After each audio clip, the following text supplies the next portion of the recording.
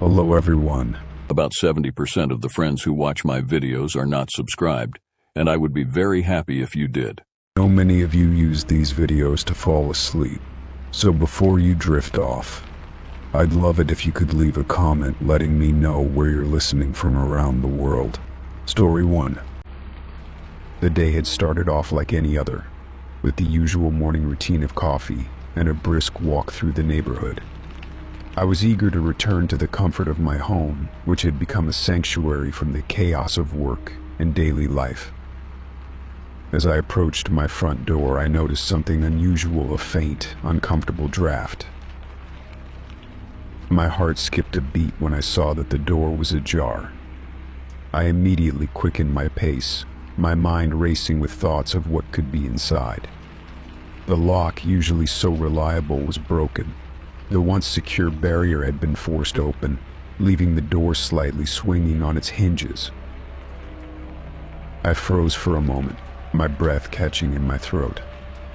The sense of violation was immediate and overwhelming. I took out my phone and dialed 911, my hands trembling as I tried to stay calm. The dispatcher assured me that help was on the way and advised me to stay outside until the police arrived. As I waited on the porch, my mind swirled with anxiety. Who could have done this? Why would someone break into my home? The questions were endless, but the answers eluded me. The wait seemed eternal, though it was only a few minutes before the flashing lights of the police car illuminated the street. The officers conducted a thorough search of the premises, carefully inspecting each room and corner. They took note of the broken lock and the forced entry, and they collected fingerprints and other potential evidence. Despite their meticulous efforts, they found no one inside. There were no signs of forced entry beyond the broken lock, no apparent damage to the interior, and no one hiding in the house. As the police conducted their investigation, I began to walk through the house, trying to gauge the extent of the intrusion. It was then that I noticed the unsettling changes. Small, personal items had been moved or tampered with. My heart sank as I saw that the photographs that once adorned the walls were now askew, some even missing from their frames. In the bedroom, my jewelry box had been rifled through. The delicate pieces of jewelry that had been neatly arranged were now scattered, some missing entirely. I felt a wave of nausea wash over me as I realized that someone had been going through my most personal possessions, exploring the intimate details of my life. I checked the kitchen next, where I noticed that the contents of the drawers and cabinets had been disarrayed. The usually orderly kitchen was now a mess, with utensils and dishes misplaced. Even my pantry had been disturbed, with food items out of place and some seemingly inspected. The living room was no better. My bookshelves were in disarray, with books pulled out and stacked haphazardly. The television remote and other small electronics had been moved from their usual spots. It was as if someone had systematically gone through every room, making a point to touch and examine everything. The police officers reconvened with me, discussing their findings and reassuring me that they would continue their investigation. They advised me to make a list of any missing items and to review the security footage if I had a camera system. I nodded, but the reassurance felt hollow against the backdrop of the violation I had just experienced. As the officers left, I was left alone with the lingering sense of dread and the aftermath of the intrusion. I meticulously cataloged the missing items and took stock of the disarray. Each moved object felt like a personal affront, a reminder that someone had breached my private space and tampered with my life. The emotional impact was profound. The comfort of home had turned into a place of anxiety and fear. I couldn't shake the feeling of being watched, of an unseen presence that had invaded my sanctuary. The intrusion into my personal space was not just physical but psychological, leaving a lingering sense of vulnerability. In the days that followed, I tried to restore some sense of normalcy. I repaired the broken lock and had a new security system installed, hoping to regain a semblance of control and safety. I was more cautious than ever, locking doors and windows with obsessive care and avoiding any patterns that might make me a target. Despite these efforts, the sense of violation remained. I found myself constantly checking and rechecking locks, scrutinizing every noise or disturbance with heightened anxiety. The intrusion had shattered my sense of security, and the physical repairs could not mend the emotional damage. The police continued their investigation, but without more concrete evidence or leads, progress was slow. I was left to grapple with the aftermath, trying to rebuild my sense of safety and reclaim the comfort of my home. Each day was a struggle to find peace amidst the lingering shadows of the intrusion, a reminder that my personal sanctuary had been breached by an unknown and unsettling presence. The experience had changed me in ways I hadn't anticipated. The intrusion into my personal space had left a mark on my psyche, a constant reminder of the fragility of safety and the impact of having one's most intimate spaces violated. It was a stark lesson in the vulnerability we face in our most private moments, a reminder that security is never as absolute as we might hope. Story 2. The park across from my apartment had always been a place of solace. I would often walk there in the evenings, enjoying the calm and the view of the city lights reflecting off the pond. It was my escape from the hustle and bustle of everyday life, a place where I could clear my mind and unwind. But everything changed one evening when I noticed a man sitting on a park bench directly across from my apartment. At first, I didn't think much of it. He was an older man, dressed in a simple gray coat, with a fedora tilted at an angle. He seemed like any other park goer, lost in his own world. But over time, I began to realize that he was always there, sitting on that same bench at the same time every evening. It became a part of my routine to see him as I left my apartment and walked to the park. What made the situation unsettling was not just his constant presence, but the way he seemed to watch me. It was as if his gaze was fixed on me, tracking my movements with a precision that felt invasive. I couldn't shake the feeling that he was observing me closely, even though we never interacted. His eyes, hidden beneath the brim of his fedora, seemed to follow me wherever I went within the park. One chilly autumn evening, I decided to confront him. I was tired of the creeping sense of paranoia and decided it was time to address it directly. I approached the bench where he sat, his gaze still fixed ahead, seemingly oblivious to my approach. As I stood before him, he slowly turned his head to meet my eyes. "Excuse me," I began, trying to keep my voice steady. "I've noticed you sitting here every day. It feels like you're watching me. Is there a reason for that?" He looked at me with an expression that was both calm and enigmatic. A faint smile played at the corners of his lips. "I'm just watching over you," he said in a voice that was soft and measured. "Sometimes people need a guardian, even if they don't know it." His response sent a chill down my spine. The idea of someone claiming to watch over me, particularly when it felt so intrusive, was deeply unsettling. I wanted to ask more, to demand answers, but the intensity of his gaze made me hesitate. His demeanor was unnervingly serene, as though he was entirely comfortable with the discomfort he caused. I decided not to press further. I mumbled something about needing to go and walked away, feeling a wave of relief mixed with anxiety. That night, I couldn't shake the feeling of his eyes on me, even though he was no longer there. I felt an overwhelming urge to escape the situation, to find a place where I could feel safe and unobserved. The following day, I began to make arrangements to move to a new apartment.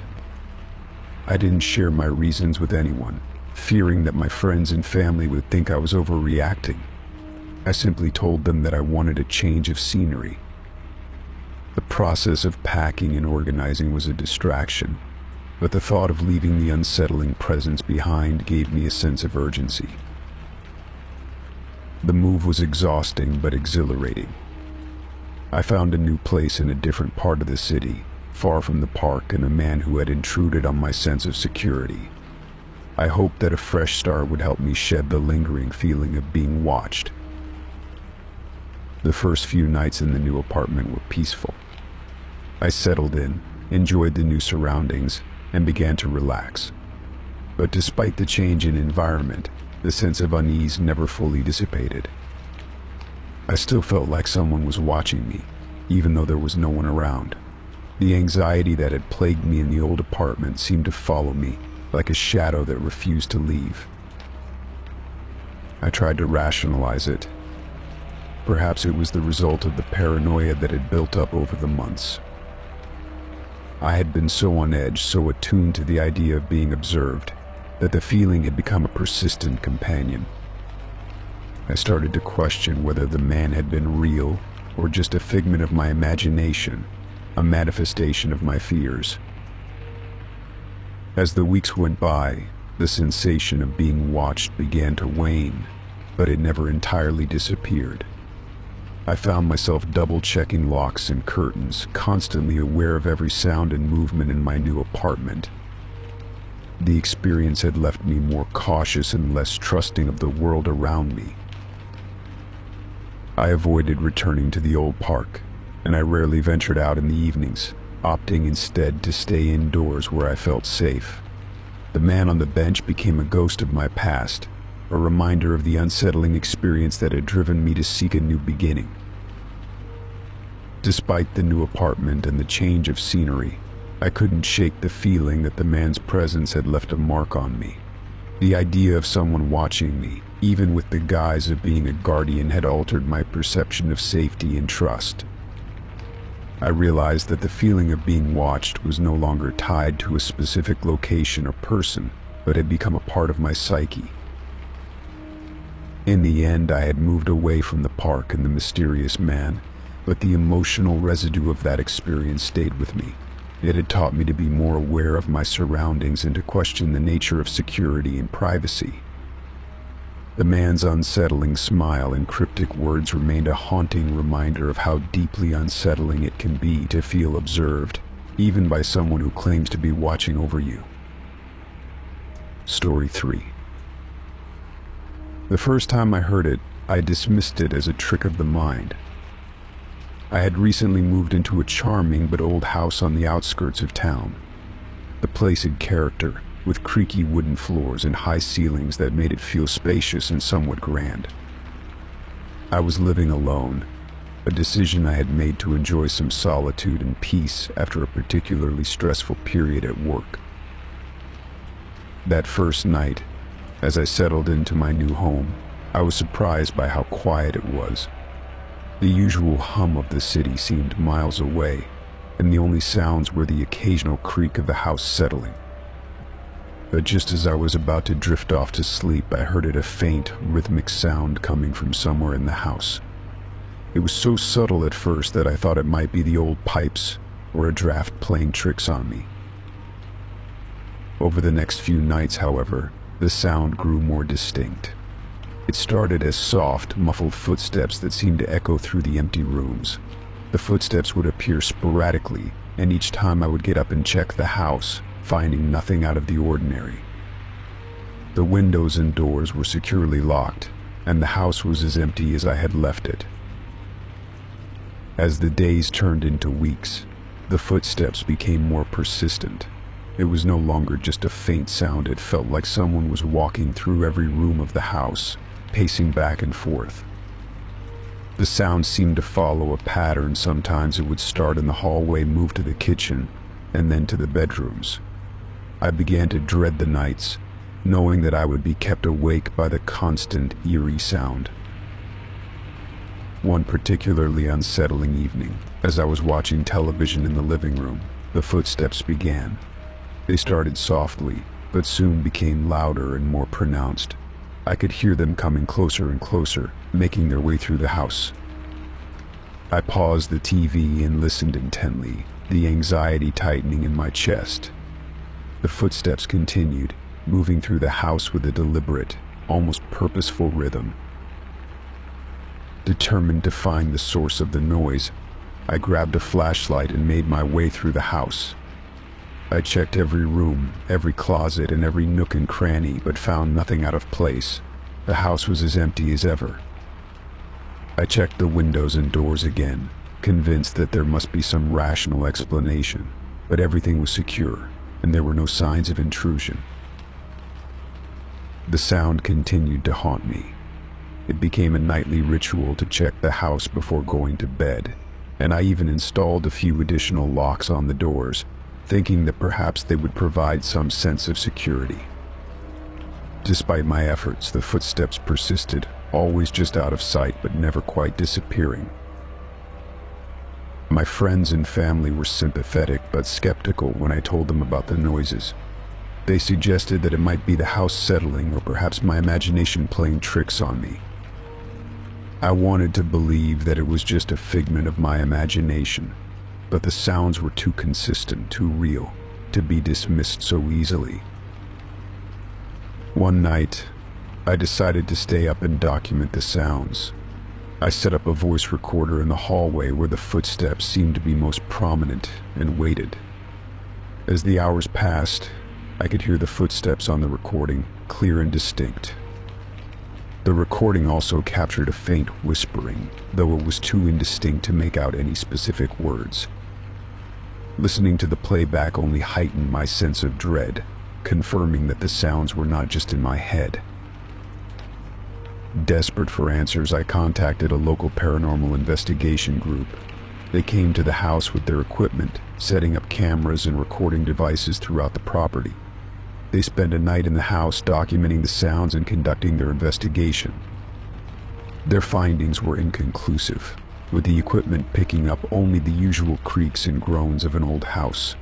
The investigators left without any definitive answers, but their visit only deepened my unease. The footsteps continued, and the house became a place of constant anxiety. I started leaving lights on throughout the house, hoping that the presence of light might dispel whatever was causing the noises. I even considered moving, but the thought of packing up and leaving felt overwhelming. One particularly tense night, I was awoken by the sound of footsteps right outside my bedroom door. My heart raced as I lay frozen under the covers, listening to the rhythmic pacing. I finally mustered the courage to open the door and peek into the hallway. The house was empty, but the sound of footsteps seemed to be right there, echoing through the hallway. I decided to confront the sound head-on. I stood in the hallway and called out. "Is someone there?" My voice echoed in the empty space, but there was no response. The footsteps stopped, and for a moment, the house was silent. The silence was almost more unnerving than the footsteps. Despite my attempts to rationalize the situation, the anxiety continued to grip me. The feeling of being watched, of having an unseen presence in the house, was inescapable. I grew more cautious, avoiding the darker areas of the house and spending as little time alone as possible. One evening, while browsing through old records in the attic, I came across an old journal hidden among the boxes. It belonged to the previous owner of the house, and as I read through it, I discovered that they had experienced similar disturbances. The journal described hearing footsteps and feeling a constant sense of unease, though it never mentioned any specific cause. The last entry ended abruptly, with a cryptic note about the echoes of the past. The discovery of the journal offered some solace, knowing that I wasn't alone in my experiences. It didn't provide answers, but it connected me to the previous occupant in a way that made me feel less isolated. The footsteps gradually faded, though the house never felt entirely quiet again. Living in the house had taught me to appreciate the boundaries between reality and fear, and the echoes of those footsteps served as a reminder of the mysteries that can linger in old, creaky spaces. The experience had left an indelible mark, a constant reminder of the thin line between the known and the unknown. Story 4. The first sign that something was wrong came when I noticed the silence. My cat, Whiskers, was usually the first to greet me when I came home. Her purring and playful antics were a comforting part of my daily routine. But on that particular day, as I walked through the door, the house felt eerily quiet. I called out for her, but there was no response. I searched the house thoroughly, checking all her favorite spots, but Whiskers was nowhere to be found. My initial worry quickly turned into panic. I scoured every corner of the house, checked under furniture, and even peered into the closets, hoping she was hiding. I then ventured outside, calling her name and shaking her treat bag, but there was no sign of her. After hours of searching with no results, I began to post flyers around the neighborhood. The flyer depicted a photo of Whiskers with a brief description and my contact information. I handed out copies to local businesses and spoke with my neighbors, pleading for any information about her whereabouts. Days turned into a week, and my anxiety grew with each passing day. I received occasional tips from neighbors and kind strangers, but none led to any concrete information. The absence of Whiskers weighed heavily on me. I could not understand why she had disappeared or where she might have gone. I continued to hope for her safe return, clinging to the thought that someone might find her and bring her back home. Then, one evening, just as I was starting to lose hope, I heard a faint, familiar meow from outside. My heart leaped as I rushed to the door. There, sitting on the front step, was Whiskers, but the sight of her filled me with a mix of relief and horror. She was clearly injured. Her fur was matted and dirty, and she walked with a noticeable limp. Her eyes, usually bright and inquisitive, were now dull and frightened. I immediately scooped her up and took her inside, carefully examining her injuries. I cleaned her wounds and gave her some food and water, but her condition was worrisome. She was skittish and avoided eye contact, further confirming my fear that she had experienced something traumatic. Despite my care and affection, she remained withdrawn and seemed to flinch at sudden movements. As I gently examined her collar, I noticed a small, folded note attached to it. My hands trembled as I unfolded it. The note was written in a neat but unfamiliar handwriting, and it read she was ours for a while. The message sent a shiver down my spine. It was cryptic and unsettling, suggesting that someone had intentionally kept her from me. The implications of the note were terrifying. It meant that Whiskers had been in someone else's possession, and the condition in which she returned hinted at possible mistreatment. My mind raced with questions: who could have taken her? Why did they keep her? And what had they done to her during that week? I contacted the local authorities and showed them the note and Whiskers' injuries. They took down the details but seemed unsure of how to proceed with the case, given the lack of evidence and the cryptic nature of the note. They advised me to take Whiskers to a vet for a thorough examination and to monitor her behavior for any signs of ongoing distress. The vet's examination revealed that Whiskers had multiple bruises and a few minor cuts. The vet couldn't determine the exact cause of her injuries but assured me that she would recover with time and proper care. The trauma she had endured was evident in her behavior, and the vet recommended a calm and supportive environment to help her adjust. As days went by, I noticed small improvements in Whiskers' demeanor. She began to explore her surroundings more and gradually returned to her playful self, though she remained cautious and easily startled. Despite the progress, the mystery of her disappearance and the ominous note haunted me. I felt a profound sense of violation knowing that someone had taken her and held her against her will. I continued to investigate on my own, reaching out to local animal shelters and rescue groups to see if they had any information about missing pets or unusual reports. I even started to ask around in nearby neighborhoods, hoping to gather any leads. But as time passed, the case seemed to grow colder, and no new information surfaced. The note became a constant reminder of the unknown threat that had intruded into our lives. I tried to move on and focus on Whisker's recovery, but the sense of unease never completely left me. I installed additional security measures around my home and made sure that all windows and doors were securely locked. The experience had left me with a heightened sense of vigilance and a lingering fear that something could happen again. Despite the trauma, Whisker slowly began to reclaim her place in my life. Her playful antics and affectionate purrs gradually returned, bringing a sense of normalcy back to our home. I showered her with love and attention, determined to help her heal from the physical and emotional wounds she had endured. Though the mystery of her disappearance remained unsolved, the experience had taught me the value of vigilance and the importance of cherishing the ones we love. The note that once held such power over my thoughts became a symbol of resilience and a reminder of the strength found in the bonds we share with our pets.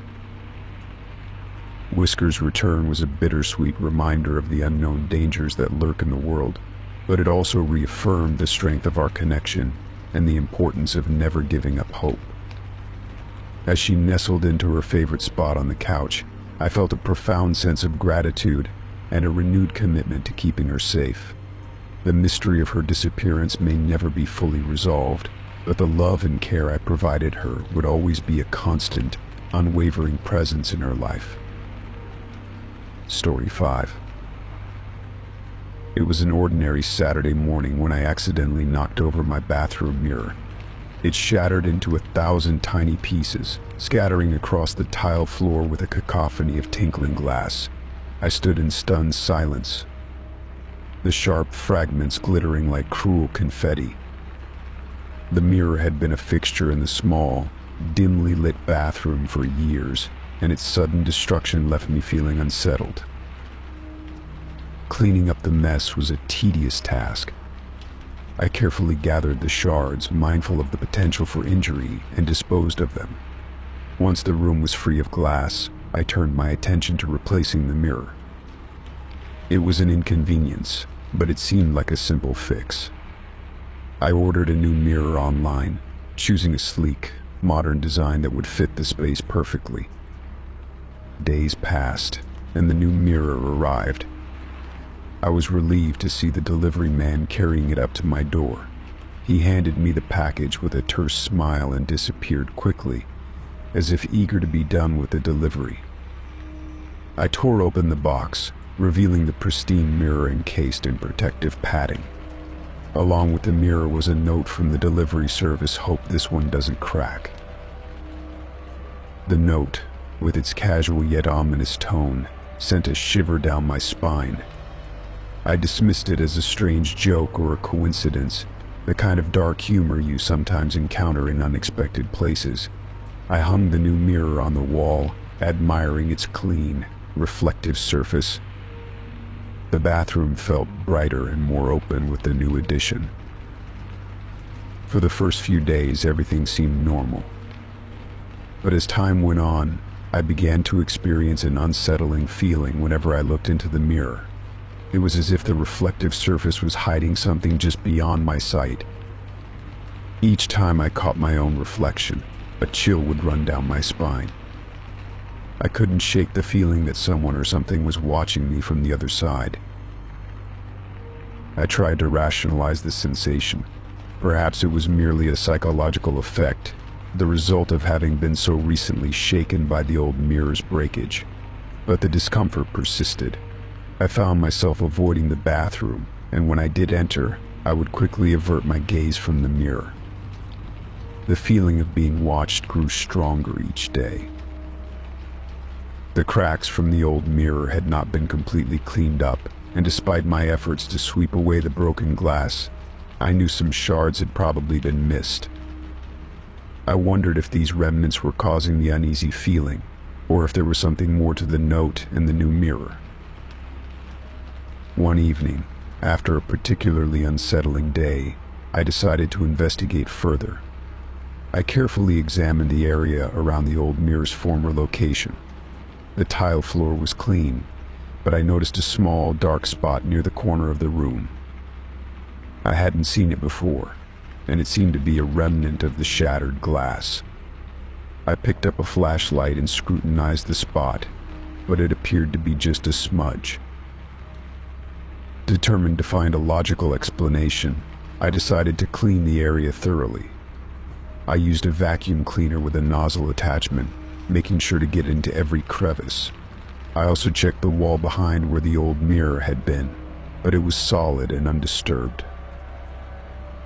As I worked, my mind kept returning to the note that had come with the new mirror.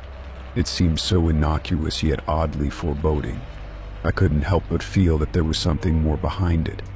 Was it a veiled threat or simply a prank? I couldn't shake the feeling that it was connected to the strange sensations I had been experiencing.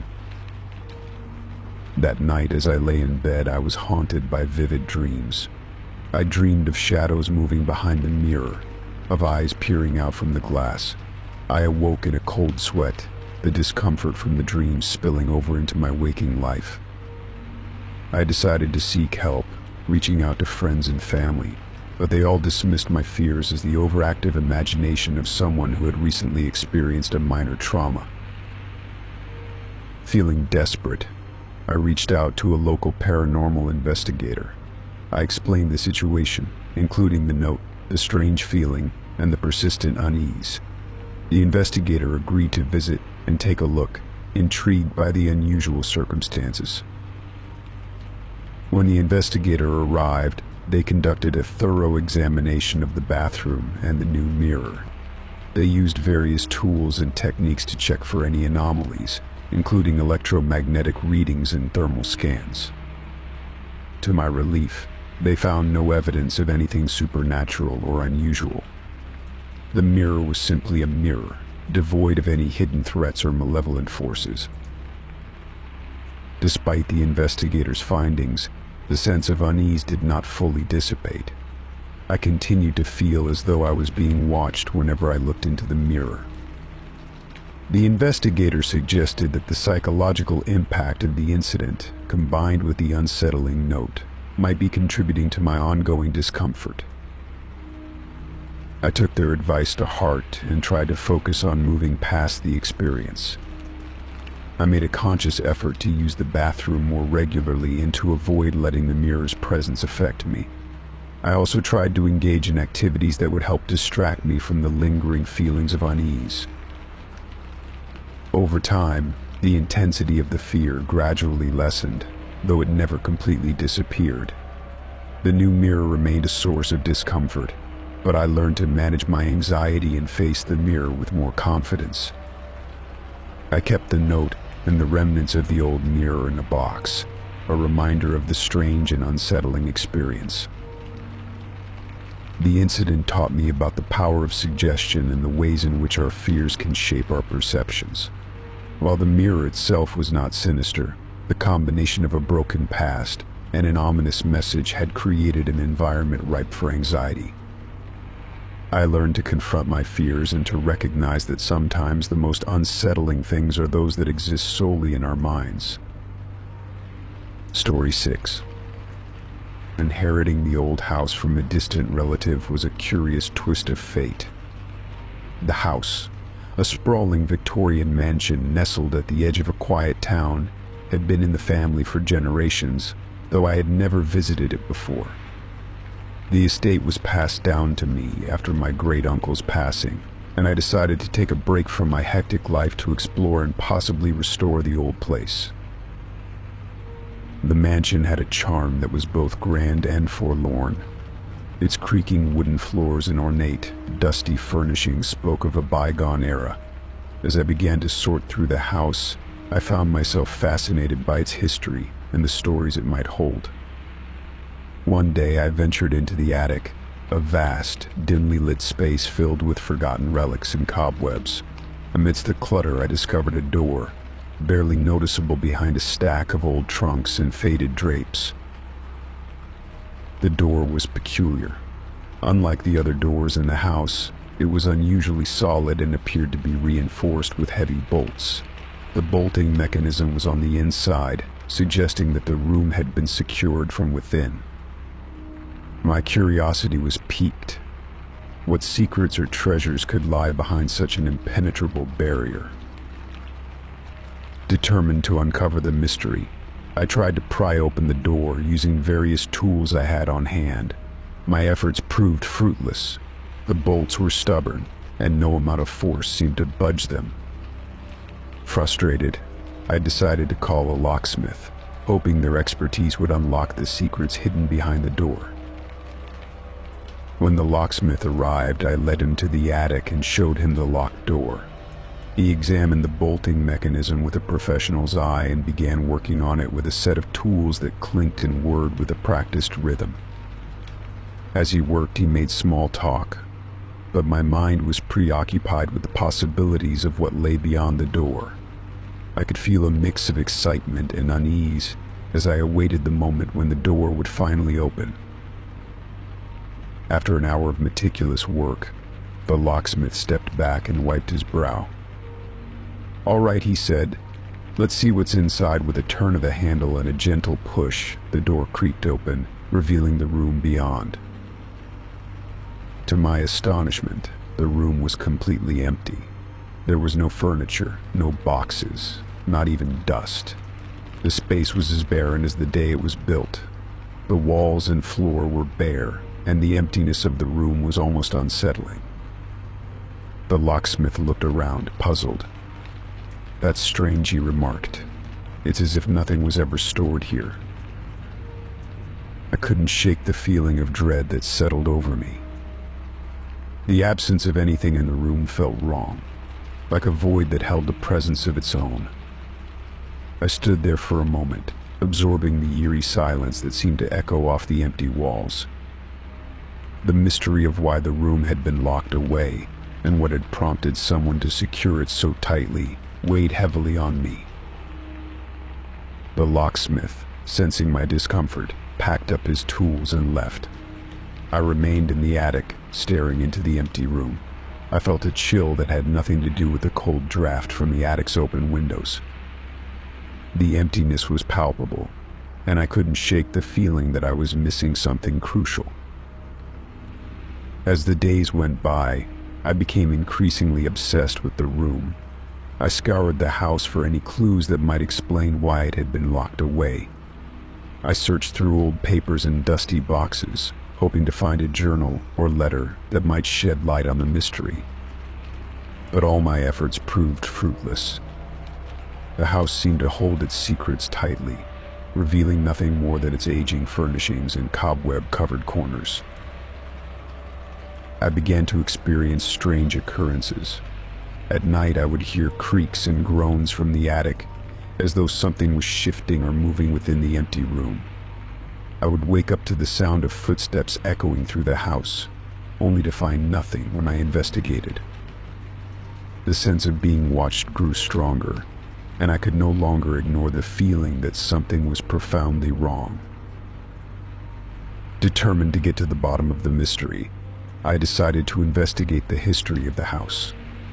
I visited the local historical society and spoke with the town's oldest residents, hoping to find any information about my great-uncle or the house's past. The more I learned, the more I became aware of the house's reputation. Whispers of previous occupants who had vanished under strange circumstances and stories of unexplained phenomena only added to my growing unease. One evening, while exploring the attic again, I noticed something unusual. The floorboards in front of the locked room seemed slightly disturbed, as though they had been recently moved. I carefully pried up a few boards and discovered a hidden compartment beneath. Inside were old leather-bound books and yellowed papers, all meticulously organized. The documents included correspondence and legal papers, but none provided any clear answers about the room or its purpose. The more I delved into these documents, the more I felt a sense of foreboding. The records detailed legal disputes, mysterious transactions, and references to individuals whose names were unfamiliar. There were no direct mentions of the locked room, but the overall sense of secrecy and hidden motives was unmistakable. The empty room, the strange occurrences, and the enigmatic documents created a tapestry of dread and confusion. I found myself trapped in a web of mystery, where the answers remained just out of reach. The room, though physically empty, seemed to hold a significant and unsettling presence. It became a symbol of the unknown, a reminder that some secrets were meant to remain hidden, no matter how hard one tries to uncover them. As I prepared to leave the house for good, the locked room remained a haunting enigma. The sense of dread that had accompanied me throughout my investigation lingered. The house, with all its history and hidden corners, would continue to hold its secrets, and the empty room would remain a chilling reminder of the mysteries that lay behind closed doors. Story 7. It began with a simple phone call. I was lounging in my living room on a quiet Tuesday night when my phone rang. The number was unfamiliar, and I hesitated before answering. It was past midnight, and the call seemed odd, but I figured it might be a wrong number or a late-night scam. "Hello," I said, my voice echoing in the stillness of the room. There was only silence on the other end, punctuated by the occasional static noise. I waited, but no one spoke. After a few moments, the call ended, leaving me with an unsettling feeling. The next night, at precisely midnight, the same number appeared on my phone. I answered again, and once more there was only silence. I listened carefully, but there was nothing but the faint crackle of static. I hung up, feeling a shiver run down my spine. I dismissed it as a prank or an automated call from a telemarketer. The calls continued for several nights, always at the same time. Each time I would answer, only to be greeted by silence. My growing anxiety made it difficult to sleep. The calls seemed like a sinister game, and I couldn't shake the feeling that there was something more behind them. One night, as I answered the call, a soft, almost whisper-like voice finally broke the silence. "I know where you are," it said. The words were chilling, and they sent a jolt of fear through me. My heart pounded as the call abruptly ended. I tried to steady my breathing, but the message lingered in my mind. I immediately attempted to trace the number, hoping to find some clue about who was calling. The number appeared to be untraceable, no information could be found, and there were no records of the call being logged by my phone provider.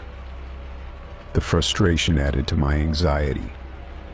How could I protect myself if I didn't even know who was behind these disturbing calls?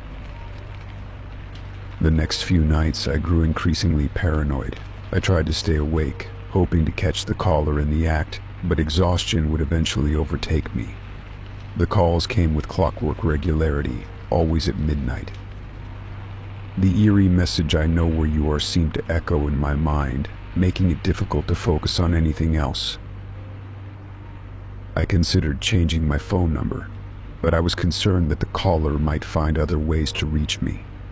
I began to take extra precautions, locking all my doors and windows, installing additional security measures, and even checking my surroundings every time I left or returned home. I was constantly on edge, feeling like I was being watched.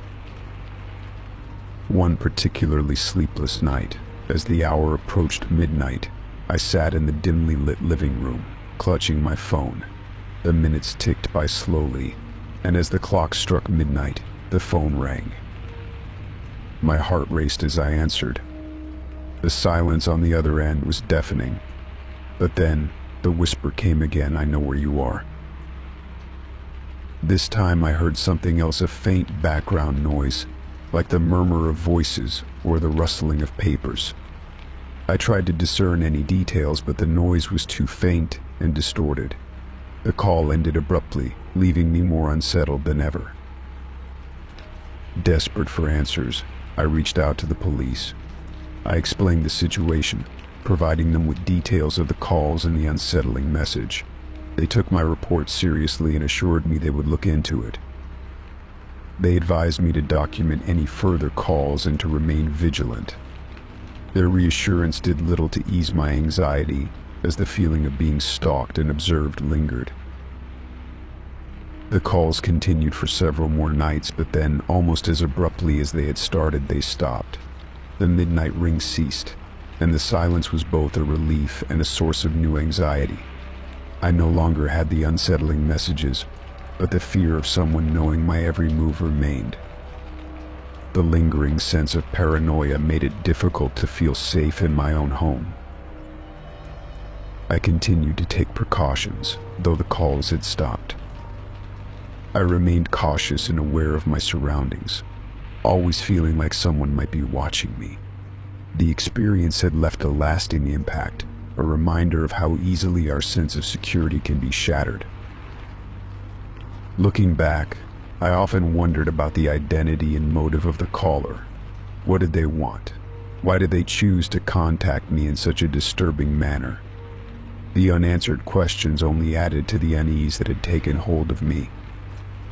The fear of being watched or followed became a constant part of my life, a lingering shadow that I couldn't quite shake off. In the end, the midnight caller's identity remained a mystery. Though the calls stopped, the psychological impact of the experience continued to influence my behavior. I had learned to be more cautious and aware, but the memory of those unsettling messages "I know where you are" remained a haunting reminder of how vulnerable we can be to the unknown. Story 8. It began subtly, almost imperceptibly. I first noticed my elderly neighbor, Mr. Thompson, casting occasional glances towards my windows. He lived in the house next to mine, a quaint, weathered home that had seen better days. I would see him standing by his window or tending to his garden, his gaze drifting toward my house with an intensity that unsettled me.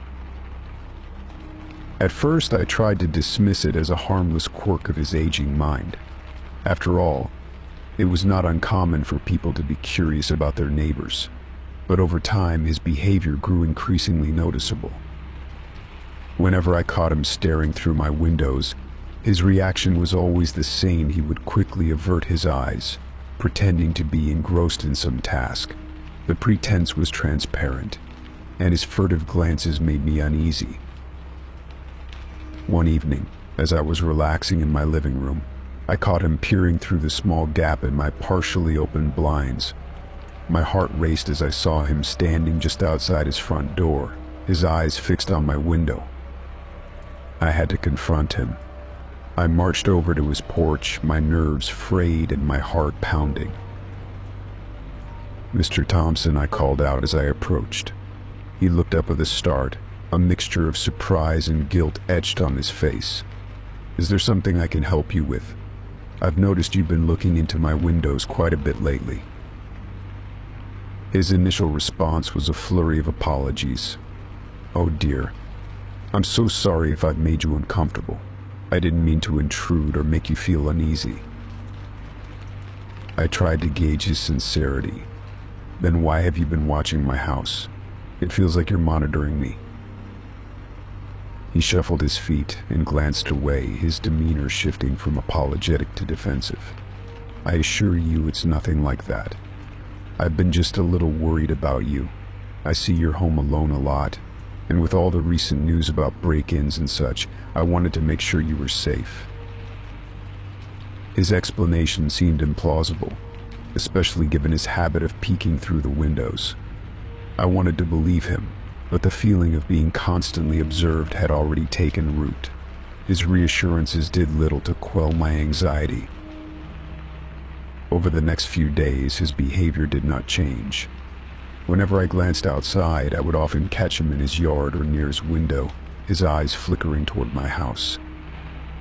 His pretense of gardening or fixing things around his home seemed calculated to give him a reason to be outside, where he could continue his surveillance. The situation was beginning to affect my sense of security. I started to feel self-conscious in my own home. simple activities, like lounging on the couch or preparing a meal, felt exposed. I found myself checking the windows more frequently, peeking through the blinds to see if he was watching. The constant vigilance made me feel trapped in my own space. I decided to install heavier blinds and curtains in my living room and bedrooms, hoping to create a barrier between myself and Mr. Thompson's prying eyes. But despite these efforts, the feeling of being watched lingered. I even considered moving to a different part of the house, but the sense of invasion was pervasive, creeping into every corner of my life. One afternoon, I decided to confront Mr. Thompson again. I approached his house with a mixture of resolve and trepidation. As I knocked on his door, he answered with a wary expression. "I wanted to talk to you again," I began, my voice steady despite my nerves. "I'm still feeling very uncomfortable with how often you seem to be looking into my windows. It's not just about my safety, it's about my privacy." Mr. Thompson looked genuinely distressed. "I truly am sorry. I didn't realize I was making you feel this way. It's just that I've seen so many things happen in this neighborhood over the years. I suppose I've become overly cautious." His words, though well-intentioned, did little to ease my discomfort. I felt trapped between his genuine concern and the invasive nature of his actions. I needed to protect my own sense of security and privacy. "I appreciate your concern," I said, "but I need you to respect my space and privacy. Please refrain from looking into my windows. It's making me very uncomfortable." He nodded solemnly, and I hoped that would be the end of it. Yet, despite his assurances, the feeling of being observed did not entirely dissipate. I couldn't shake the unease that had settled into my daily life. I decided to take additional steps to ensure my privacy and security. I started to keep a detailed log of any unusual occurrences and any signs of Mr. Thompson's presence near my home. I also spoke with other neighbors to see if they had noticed anything unusual. Their feedback was mixed. Some had noticed Mr. Thompson's peculiar behavior, while others hadn't paid much attention. Feeling that I needed to further address the situation, I sought advice from a local community support group. They provided me with guidance on dealing with invasive neighbors and suggested documenting everything to build a clearer picture of the situation. They also advised me to maintain open communication with local law enforcement if necessary. Months went by, and while Mr. Thompson's behavior became less intrusive, I remained on edge. The sense of being watched was an unsettling reminder of the delicate balance between neighborly concern and personal privacy. I continued to be vigilant, always aware of the thin line between genuine care and unwelcome intrusion. In the end, the experience taught me a valuable lesson about personal boundaries and the importance of standing up for one's own sense of security.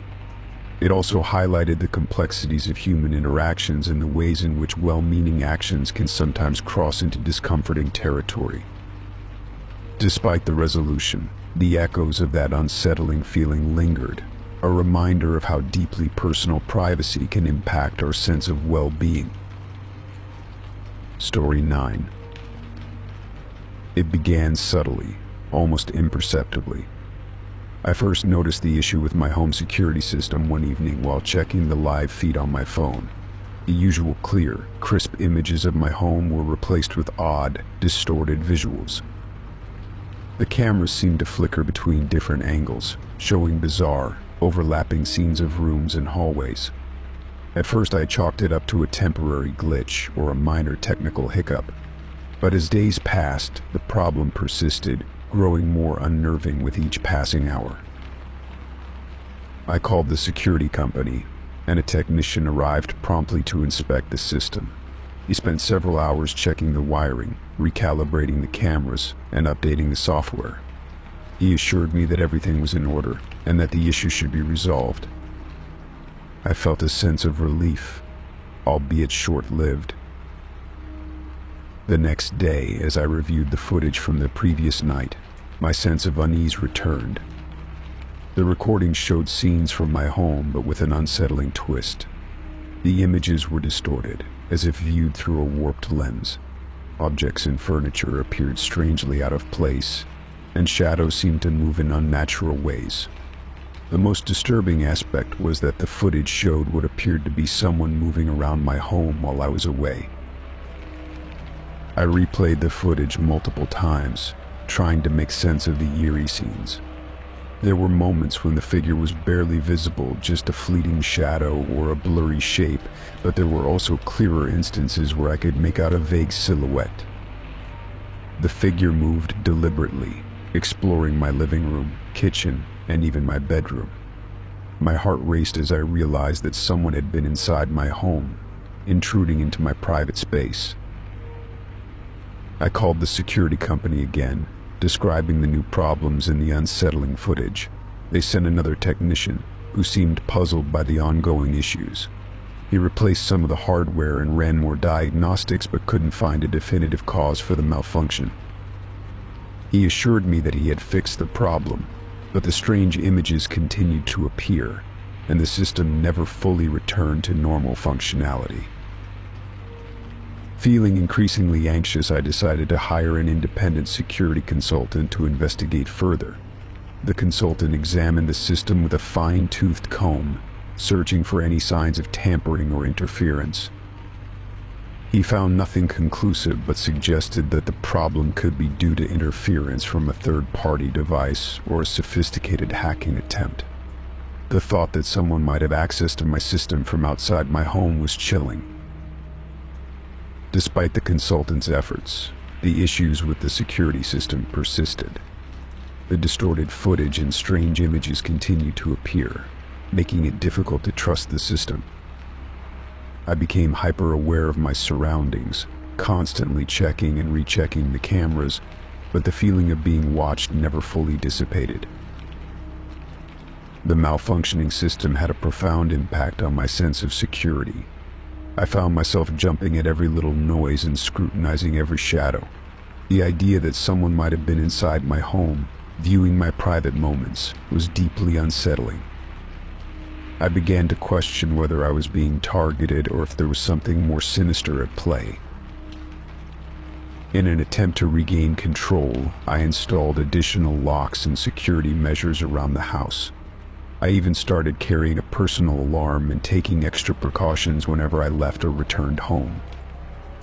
Despite these efforts, the psychological toll of the malfunctioning security system weighed heavily on me. The once reliable security system had become a source of anxiety rather than reassurance. I was haunted by the distorted images and the unsettling thought that someone had been monitoring my every move. The feeling of being watched persisted, casting a shadow over my daily life. As time went on, I tried to adapt to my new reality. I kept the security system operational but remained skeptical of its reliability. I focused on maintaining a heightened sense of awareness and took steps to safeguard my home as best as I could. The psychological impact of the intrusion and the malfunctioning system became a constant backdrop to my life. Eventually, the security company offered to replace the entire system, but the damage had already been done. The feeling of vulnerability and the lingering fear of being watched persisted long after the hardware was replaced. I had learned to live with the unease, accepting it as a part of my daily life. The malfunctioning security system remained a reminder of the fragility of personal security and the unsettling reality that even the most advanced technology could be compromised. The distorted images and mysterious footage served as a stark reminder that safety is never guaranteed, and the specter of being monitored lingered like a shadow in the corners of my mind. In the end, the experience taught me the importance of remaining vigilant and proactive in safeguarding my home. While the physical security measures were restored, the psychological impact of the intrusion left a lasting impression. The distorted footage and malfunctioning system had revealed the hidden vulnerabilities that exist in our seemingly secure lives, reminding me to always be aware and prepared for the unexpected. Story 10. The doorbell rang unexpectedly one afternoon, jolting me from my work. I wasn't expecting any deliveries, and the absence of a scheduled package made the sudden sound more alarming than usual. I opened the door to find a small, plain package resting on the doormat. It was wrapped in brown paper and tied with simple twine, but there was no return address or sender information. My heart raced with a mixture of curiosity and apprehension as I picked up the package. It felt unusually light, and the lack of identifying details only added to my unease. I took it inside, setting it down on the kitchen counter. The silence of the house seemed to amplify my growing sense of dread. With a trembling hand, I untied the twine and peeled away the wrapping. Inside the package, I found a collection of photographs, neatly stacked and secured with a rubber band. The images were all of my house, taken from various angles and at different times of the day. Some photos were taken from the front yard, others from the street, and a few from behind the house. Each photograph was clear and detailed, capturing not just the exterior but the intimate details of my property, my garden, the layout of the front porch, and even the small shed in the backyard. My pulse quickened as I flipped through the photographs. The more I examined them, the more I realized that these images were not just random snapshots. They were taken with a deliberate, almost voyeuristic intent. It was clear that whoever took these photos had been observing my home for an extended period. The realization sent a shiver down my spine. At the bottom of the package was a handwritten note, scrawled in a hurried, almost frantic script. It read, "You should have been more careful." The message was cryptic and menacing, and its brevity only added to the unease. There were no explanations, no further context, just a chilling statement that left me questioning the sender's motives. I tried to make sense of the situation. Who could have sent this package, and why? My mind raced through a list of possibilities: an unhappy acquaintance, a prankster, or something far more sinister. But no matter how I tried to rationalize it, the feeling of being watched and scrutinized persisted. I immediately contacted the local police, hoping they could trace the package or offer some insight into its origins. The officers arrived and took the package and photographs for further examination. They dusted for fingerprints and checked for any other identifying information, but found nothing conclusive. The lack of return address or any other identifying marks made it difficult to trace the sender. The police assured me they would keep an eye out for any similar incidents, but cautioned me that tracking down the sender might be challenging. They advised me to be vigilant and to report any further suspicious activity. As they left, I felt a profound sense of helplessness. The package had confirmed my fears that someone was indeed watching me, but it had offered no answers or solutions. As the days passed, I couldn't shake the feeling of paranoia that had settled over me. I became hyper-aware of my surroundings, constantly checking to make sure my doors were locked and my windows secure. I found myself jumping at every unexpected sound, my nerves frayed by the knowledge that someone had been observing my home so closely. The photographs became a constant source of anxiety. I pinned them up on a corkboard, hoping that examining them more closely might reveal some clue about the sender or their intentions. I scrutinized each image, looking for patterns or details that might offer insight into who had taken them and why. But the more I analyzed them, the more I realized that they revealed nothing more than the ordinary details of my home. In an attempt to regain some sense of normalcy, I tried to focus on my daily routines. I resumed my work and social activities, though the constant feeling of being watched made it difficult to relax. Every time I ventured outside, I felt as though I was being observed from a distance, my every move scrutinized by an unseen observer. One night, as I was preparing for bed, I noticed a shadow moving outside my window. It was fleeting and indistinct, but it made me freeze in place. My heart pounded as I peered through the window, but there was no one in sight.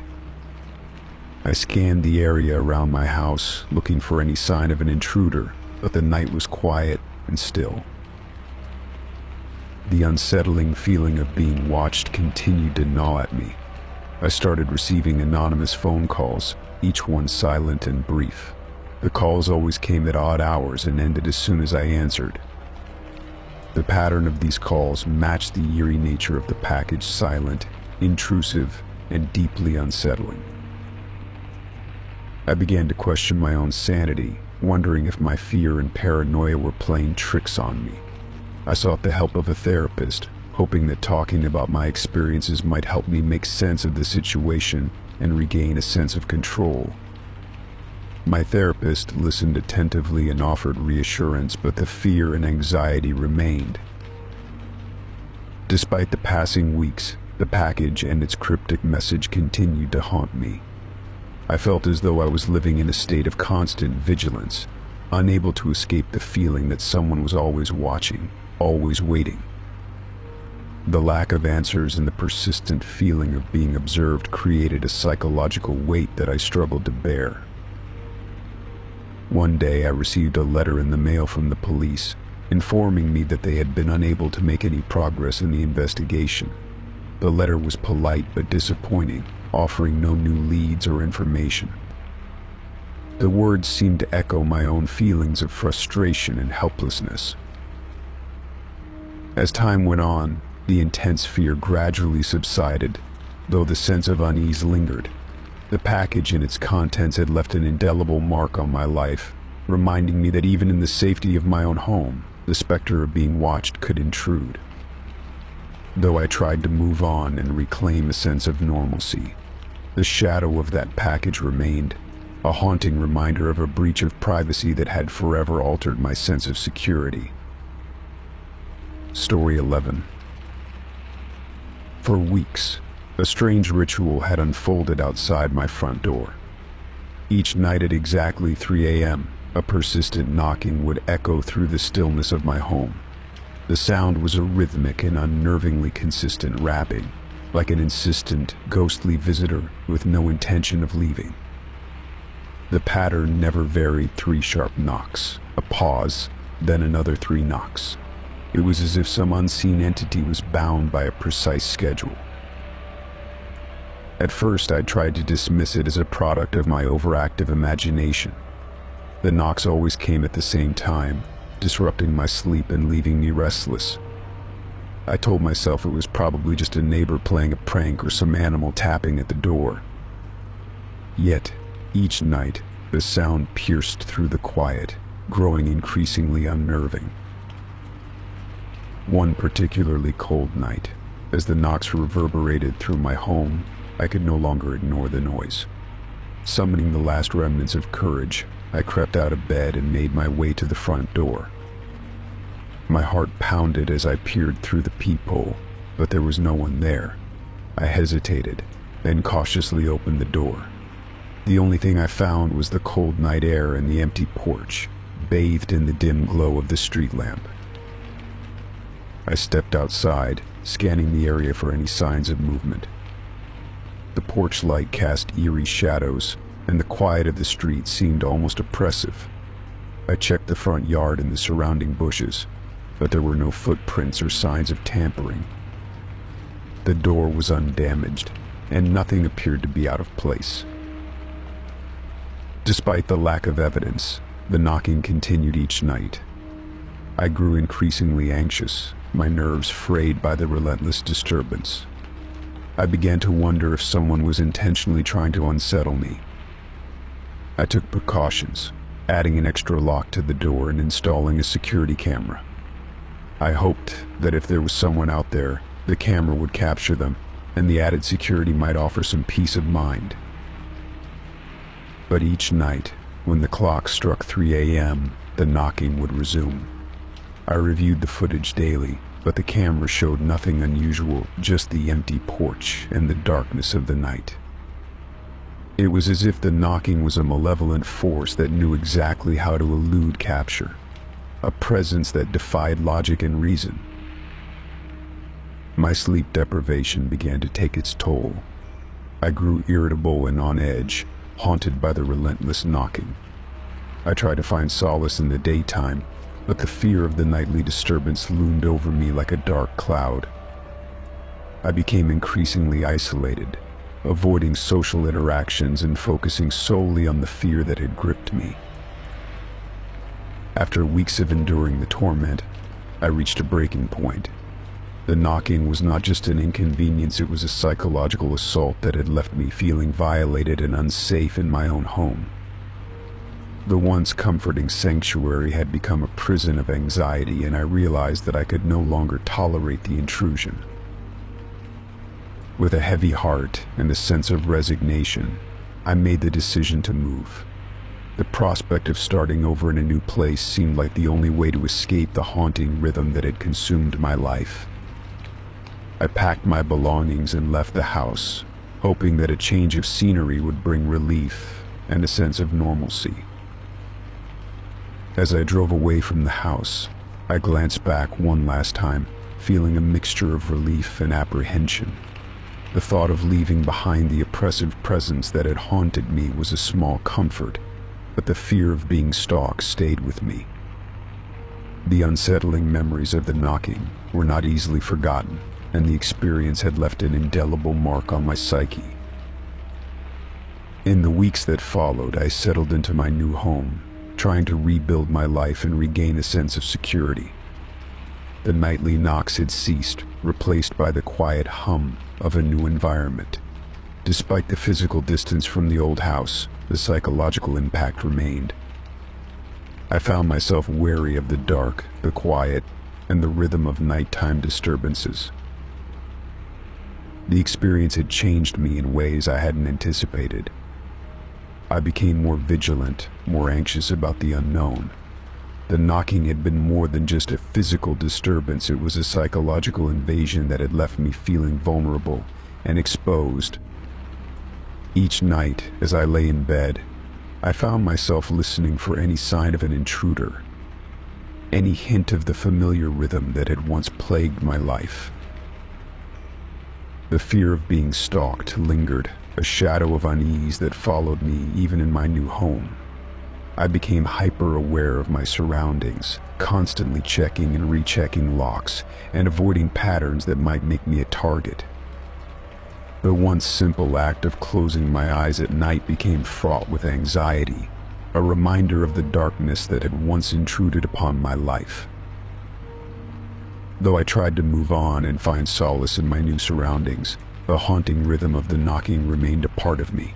It was a constant reminder of the fragility of safety and the psychological toll that such disturbances can inflict. The experience had left me forever changed, a stark lesson in the impact of unseen forces and the deep-seated fear they can evoke. Story 12. The office was a second home to me, a place where I spent long hours immersed in work. I prided myself on being dedicated and meticulous, often staying late to ensure everything was perfect. The building was typically quiet after hours, with only a few scattered employees lingering to finish tasks. The janitor, a middle-aged man named Gary, was usually the only other person around during those late hours. At first, I had no reason to think anything was amiss. He was polite and professional, and I appreciated that the office was always clean and well-maintained. However, as time went on, I began to notice a pattern that unsettled me. Gary seemed unusually interested in my work schedule and personal life. He would often make comments about how late I was staying, or ask probing questions about the projects I was working on. His questions were oddly specific, and his remarks seemed to go beyond the casual small talk one might expect from a janitor. One evening, as I was working late to prepare for an important presentation, Gary made his usual rounds through the office. He stopped by my desk and struck up a conversation, which started innocuously enough. But then he commented on the late hour and remarked, "I see you're working on that big project again. It must be stressful." I nodded, trying to keep the conversation brief. Yes, it's been a lot of work, but I'm almost done. Gary's eyes lingered on me for a moment longer than necessary. You know, it's important to take breaks. I've seen how hard you work, and it can't be good to be here so late. His comment struck me as intrusive. It wasn't the first time he had made remarks about my work habits or my personal life. He seemed to know more than he should, given our limited interactions. I brushed it off as a peculiar personality quirk, but the feeling of discomfort lingered. The following week, I stayed late again to finalize some details for a major project. As the hours ticked by, I noticed that Gary's usual rounds were taking longer. He seemed to be spending more time around my floor, and I began to feel increasingly uneasy. The office was empty except for us, and the quiet hum of the fluorescent lights only heightened my sense of isolation. Around midnight, I decided to take a break and stepped out of my office to grab a coffee from the kitchen. As I walked down the hall, I noticed Gary standing near the door to my office, seemingly fiddling with the lock. My heart raced as I watched him through the glass window in the door. It was clear that he was trying to gain access to my office, and the sight made my blood run cold. I quickly stepped back and called security, explaining the situation with a trembling voice. By the time security arrived, Gary was gone, and the door to my office was untouched. I felt a mix of relief and anxiety as the security team reviewed the footage and questioned the janitor. Gary claimed he was simply checking on the office, and that his actions were a misunderstanding. However, the explanation didn't sit right with me. The next day, I reported the incident to HR. I explained the situation and expressed my concerns about Gary's behavior. HR took the matter seriously and assured me that an investigation would be conducted. Gary was subsequently fired, and the company implemented stricter access controls to prevent unauthorized entry into offices after hours. Even though the situation was resolved and Gary was no longer employed at the company, the incident left a lasting impact on me. The feeling of invasion and the knowledge that someone had been trying to access my office without permission made me deeply uneasy. It was clear that Gary's interest in my personal life had crossed a line, and his actions had breached my sense of security. The aftermath of the incident was unsettling. I found it difficult to shake off the feeling of being watched, and I became hyper-aware of my surroundings. Every time I worked late, I couldn't help but glance over my shoulder, worried that someone else might be lurking in the shadows. The incident had eroded my sense of safety and trust within the workplace. In the weeks that followed, I tried to regain a sense of normalcy. I adjusted to the new security measures and took extra precautions to ensure that my office remained secure. The company provided support and counseling for employees who had been affected by the incident, and I attended sessions to help process my feelings and regain my sense of security. Despite these efforts, the memory of Gary's intrusion lingered. The once comfortable office had become a place where I felt vulnerable and exposed. The trust I had in the workplace environment had been shaken, and I remained vigilant, always aware of the potential for another breach of privacy. In the end, the experience served as a stark reminder of how quickly one's sense of safety can be compromised. It highlighted the importance of maintaining boundaries and ensuring that personal and professional spaces remain secure. While I eventually learned to manage my anxiety and rebuild my trust in the workplace, the incident remained a haunting reminder of the delicate balance between professional interactions and personal privacy. Story 13. Moving into a new apartment was supposed to be a fresh start, a chance to escape the hectic pace of my old life and enjoy some tranquility. The apartment complex was a mid-century building with character-exposed brick walls, tall windows, and a cozy layout that felt like a perfect fit. My new apartment was on the second floor, and my only neighbor was the unit next door, which had been empty since I moved in. At first, everything was quiet. I enjoyed the solitude, the peace that came with having a space to myself. But as the days turned into weeks, I began to notice something unsettling. It started with faint noises, barely perceptible at first. Footsteps echoing from the empty unit next door, soft whispers that seemed to float through the walls, and the occasional sound of furniture being moved around. I tried to ignore it, attributing the noises to the quirks of old buildings' creaky floors, shifting pipes, and settling structures.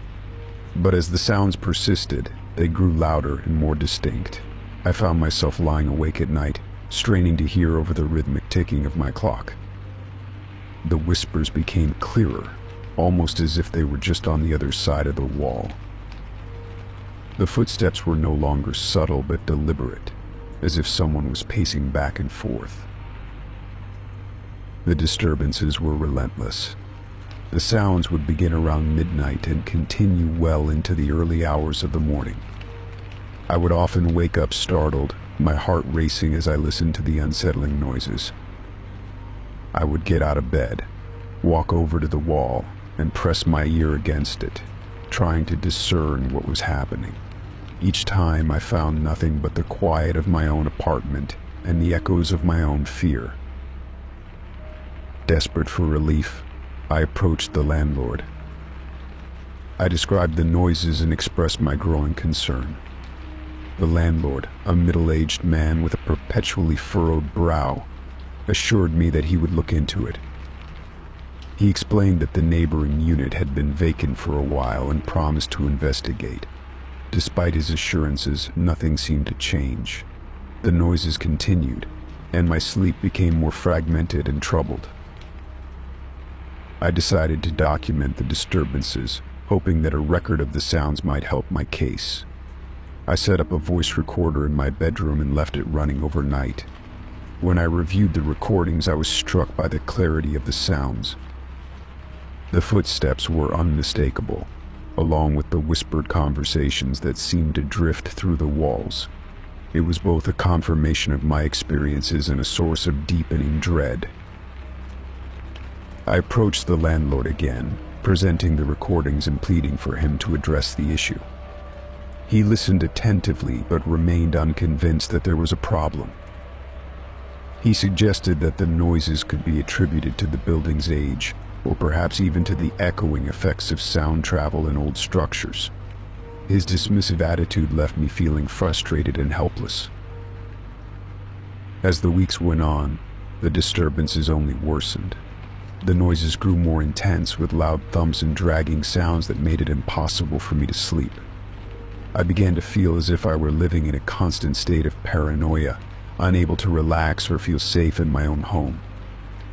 I would lie awake at night, clutching my blankets, listening to the relentless noises that seemed to be closing in on me.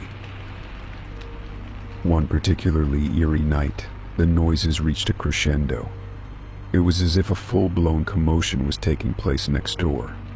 The sounds of furniture scraping against the floor, heavy footsteps, and muffled shouting filled the air.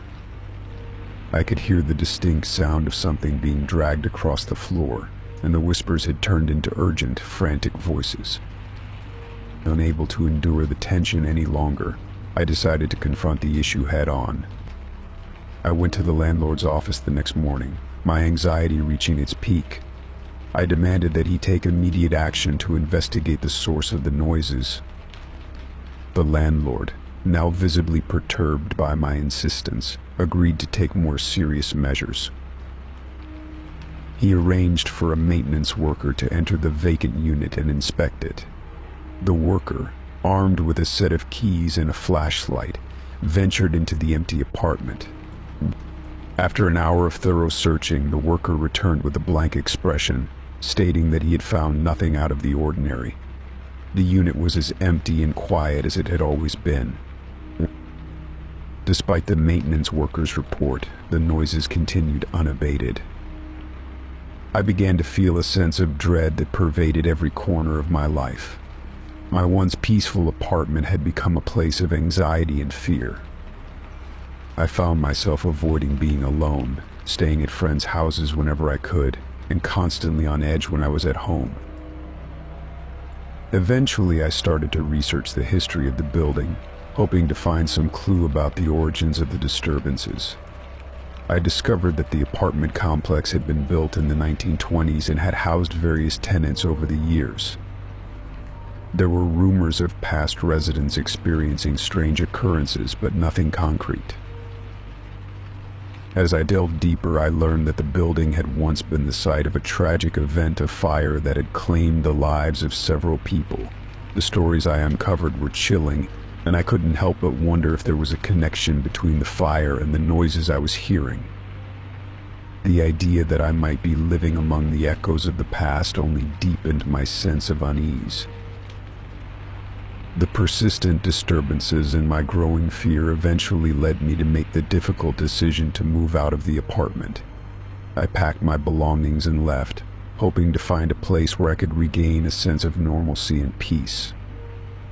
As I closed the door to my old apartment for the last time, I couldn't shake the feeling that I was leaving behind something more than just a space. It was as if I was escaping from the very shadows that had haunted my nights. The new apartment was quiet and calm, a stark contrast to the turmoil I had experienced.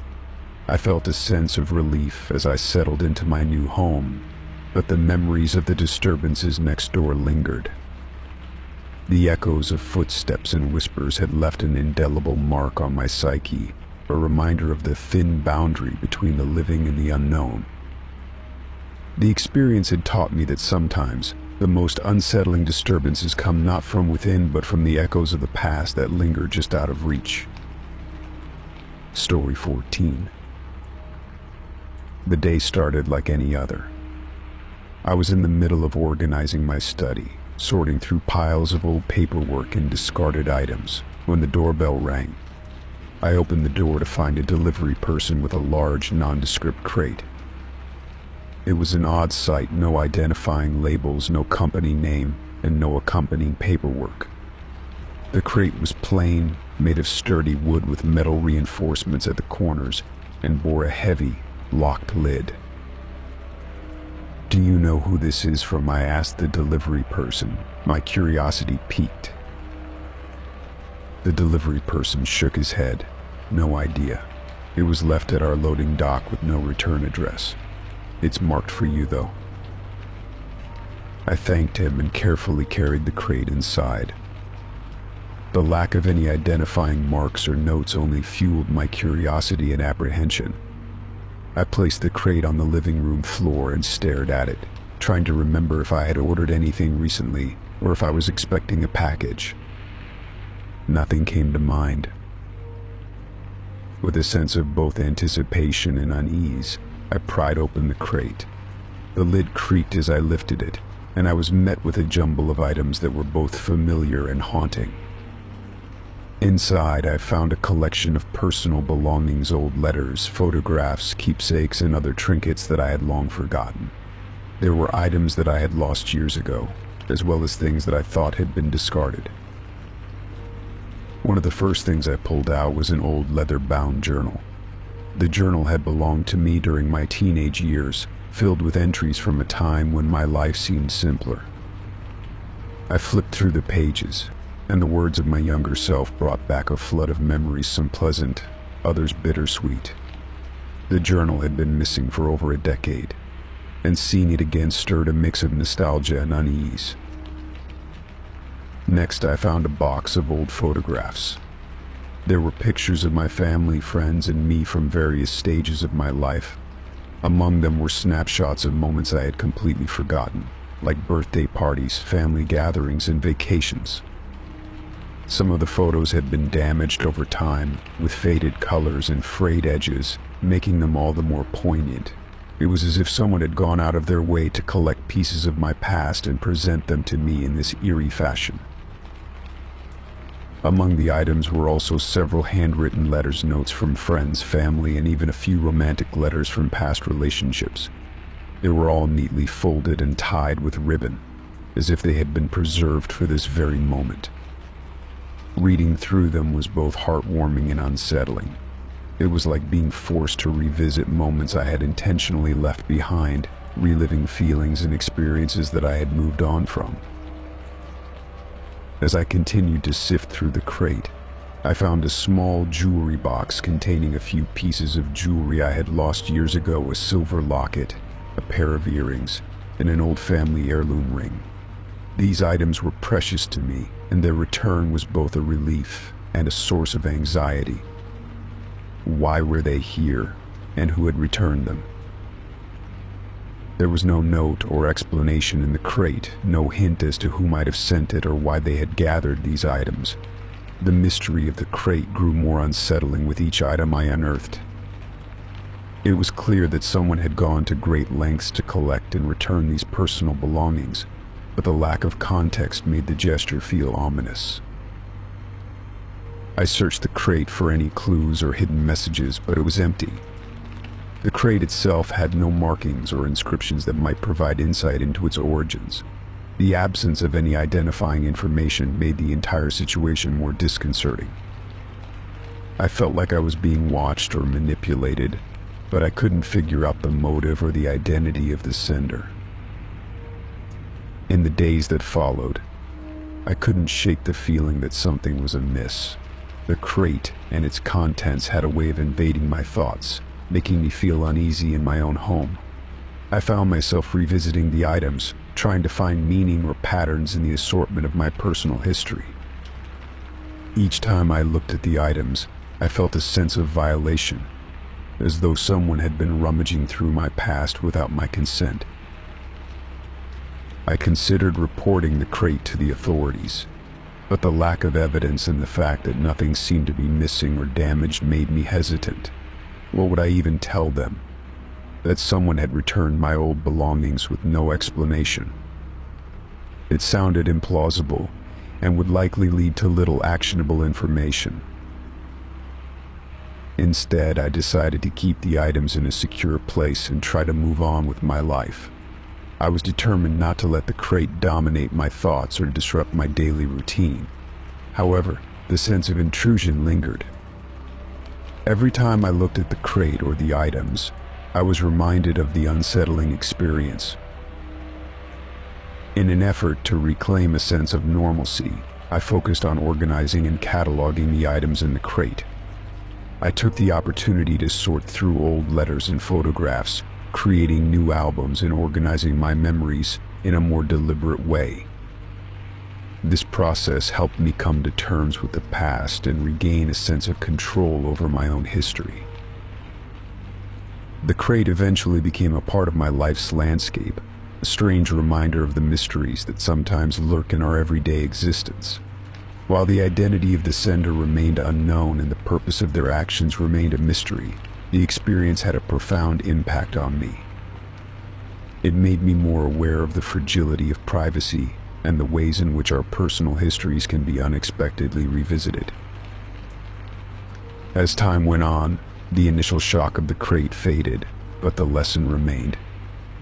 The experience taught me to appreciate the present and to treasure the moments I had with loved ones, all while remaining vigilant about the boundaries of my personal space. The crate may have been a disturbing reminder of my past, but it also reinforced my resolve to live in the moment and to cherish the memories that truly mattered. Story 15. It was a crisp autumn night when I discovered my car had been stolen. The realization came as a jolt when I stepped outside to head to work, only to find an empty parking space where my vehicle had been. The sense of violation was immediate and overwhelming. I called the police, filed a report, and began the process of dealing with the loss. The days that followed were filled with frustration. I had to arrange alternative transportation, juggle appointments, and manage the inconvenience of being without my car. It was a waiting game, hoping that my vehicle would be recovered. The police were diligent, but their updates were sparse and unpromising. Then, just as abruptly as it had vanished, my car was returned. I received a call from the police informing me that my vehicle had been found, and they had returned it to the exact spot where I had originally parked it. The news was a relief, but it was tinged with a lingering sense of unease. How could my car have been recovered so perfectly? It was almost too convenient. When I got my car back, I conducted a thorough inspection. To my relief, it was undamaged. There were no signs of forced entry or physical harm. Everything seemed normal, except for one small detail: a hidden recording device nestled under the driver's seat. The discovery came as a shock. I had initially overlooked the device during my inspection, but as I sat in the driver's seat and prepared to drive, something caught my eye. It was a small, inconspicuous black box, barely noticeable. I gingerly retrieved it, my heart pounding with a mixture of curiosity and apprehension. It was about the size of a matchbook, with a single blinking red light on its surface. I turned the device over in my hands, unsure of what to do. The implications of its presence were chilling. Had someone been listening to my conversations? Had they been tracking my movements? I carefully removed the device and took it inside, my mind racing with questions. Once inside, I connected the device to my computer. The process was simple but tense. The device was designed to be user-friendly, and within moments I had accessed the files stored on it. The recordings began to play, each one a snapshot of my daily life over the past week. The first recording was of a casual conversation I had with a friend at a coffee shop. The next few were snippets from phone calls and meetings, mundane and ordinary. As I continued to listen, my sense of violation deepened. The recordings captured not just conversations, but also the ambient sounds of my daily life: the clinking of dishes, the hum of traffic, the rustle of papers. They were fragments of my private world, pieced together without my consent. My mind raced with possibilities. Who could have done this? Why? Was it a targeted surveillance or a random act of intrusion? I felt an overwhelming sense of paranoia. The idea that someone had been so close, so intimately involved in my life, was profoundly unsettling. I immediately contacted the police and reported the discovery of the recording device. They took it for analysis, but their investigation yielded no new leads. The device itself was untraceable, with no identifying marks or connections to a known entity. They advised me to remain cautious and increase my personal security measures, but their guidance felt insufficient. In the following days, I became increasingly paranoid. I scrutinized every unfamiliar face, every odd occurrence. I began to question the intentions of those around me, convinced that I was being watched or followed. The recordings had left me with a sense of vulnerability that I couldn't shake. I installed additional security cameras around my home and car. I began to vary my routines, taking different routes to work and avoiding predictable patterns. I also became hyper-vigilant about my surroundings, trying to identify any potential threats. Despite these efforts, the fear of being constantly observed lingered. The invasion of privacy had left me feeling isolated and on edge. I struggled to trust others, even those close to me. The recordings had revealed too much, and the knowledge that someone had been monitoring me was a heavy burden. I found myself questioning my own sanity at times, wondering if my heightened paranoia was a result of the intrusion, or if there was a genuine threat I was failing to recognize. In an effort to regain a sense of control, I sought support from a therapist. The sessions helped me process the emotional impact of the incident and provided strategies for managing anxiety and paranoia. Through therapy, I learned to differentiate between rational fears and irrational ones, and I worked on rebuilding my sense of security. Months passed, and while the immediate fear began to wane, the incident remained a haunting reminder of the fragility of privacy. The recording device and its implications had profoundly affected my life. I had taken steps to protect myself, but the psychological scars of the experience persisted. I never learned who was behind the surveillance or why they targeted me. The case remained unsolved, and the recordings were never used against me, but the sense of violation and the paranoia that followed left an indelible mark on my life. The incident served as a stark reminder of the invasive potential of modern technology and the importance of safeguarding one's privacy in an increasingly connected world. In the end, I learned to live with the lingering unease, accepting it as a part of my experience. I remained vigilant and cautious, but I also worked on finding a balance between security and normalcy.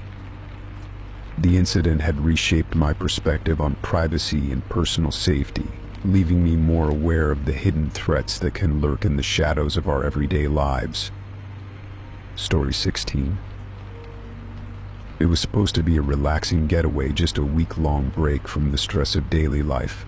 When I found a charming rental property online, it seemed perfect, a secluded cottage nestled in the woods, away from the hustle and bustle of the city.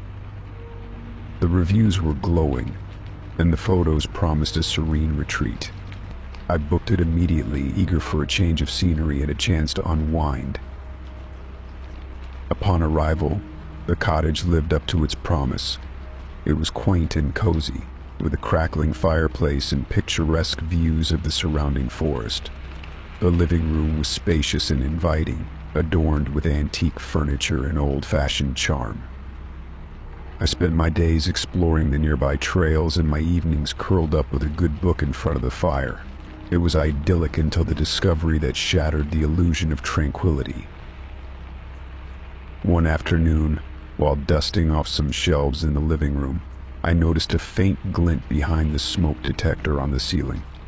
Curiosity got the better of me, and I decided to investigate. With a step ladder and a screwdriver, I carefully removed the smoke detector. To my shock, I found a small, concealed camera embedded within the device. The camera was wired and connected to a thin cable that disappeared into the wall. My heart raced as I followed the cable's path. It led to a closet in the hallway which I hadn't noticed before. Inside, I found a recording device neatly tucked away behind a stack of old blankets.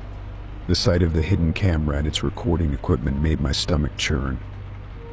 The realization that I had been secretly filmed, potentially in every moment of my stay, left me feeling violated and deeply unsettled.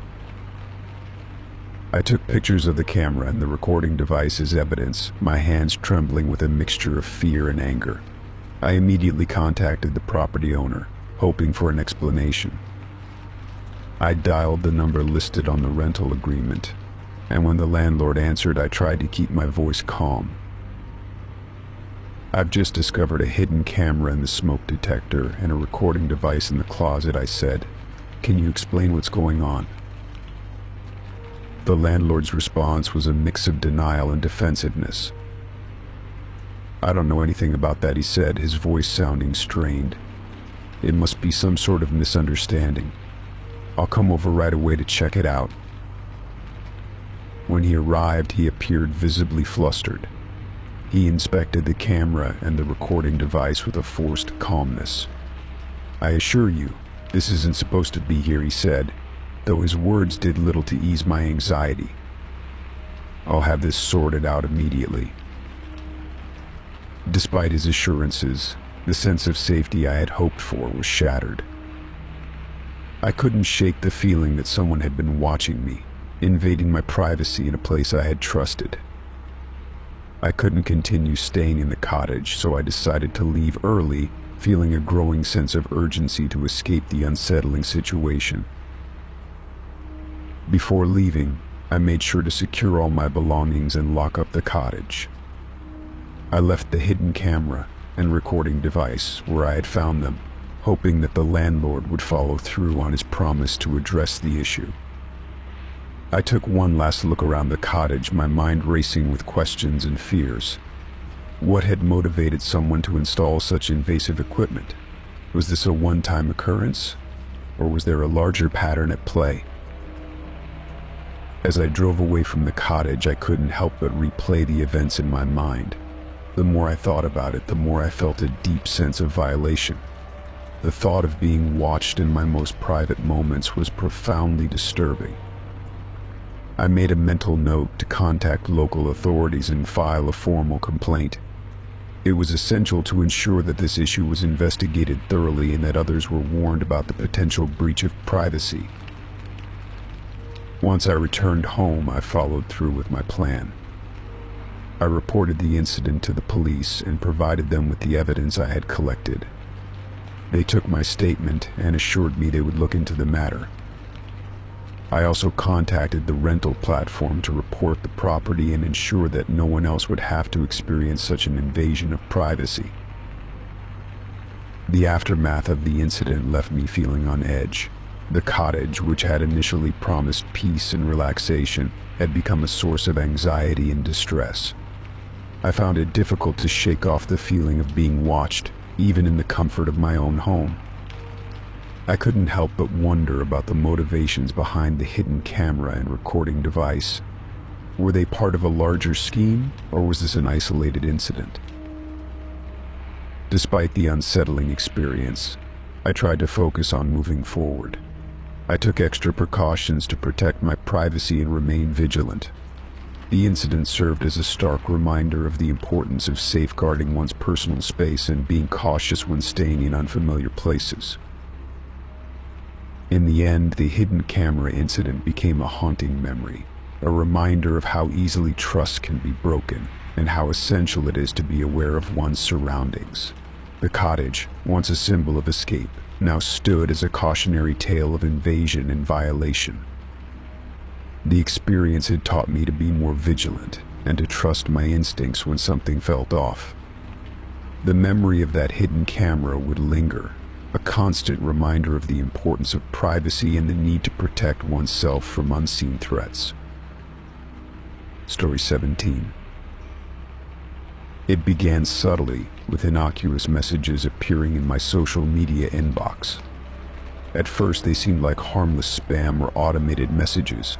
They were from an anonymous account, and the content was generic comments on my recent posts, questions about my day. I barely paid them any mind, assuming they were just the usual online noise. But then the messages took a more personal turn. The first one that caught my attention was a comment about a dinner I'd had with a friend at dinner I hadn't mentioned on social media. The message was vague, but unnerving. I hope dinner with Alex went well.